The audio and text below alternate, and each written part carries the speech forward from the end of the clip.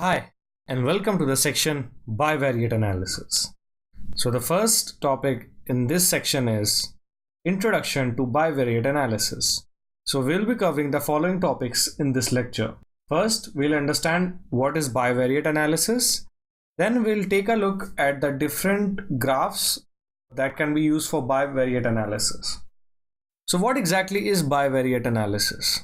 The idea is to analyze two variables of your dataset at the same time and find any relationship that exists between them.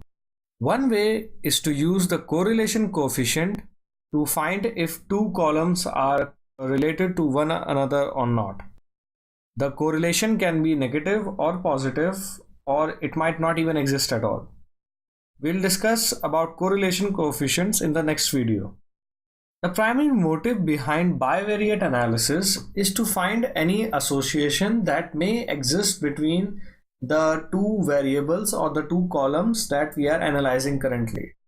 It provides a more broader perspective as compared to univariate analysis, because in univariate analysis we were analyzing the columns one at a time. So we were not taking into consideration if they were affected by values of any other column as well.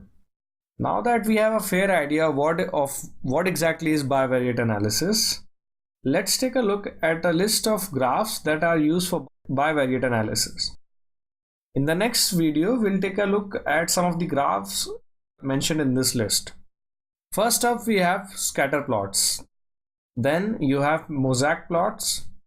You can also use different versions of histograms and bar plots for bivariate analysis as well.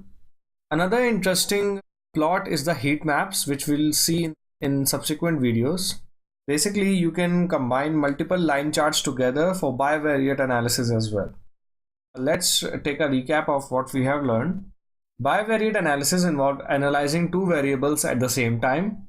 The main purpose is to find any sort of association or correlation between the two variables. In the next video, we'll be learning about correlation coefficient. Thank you.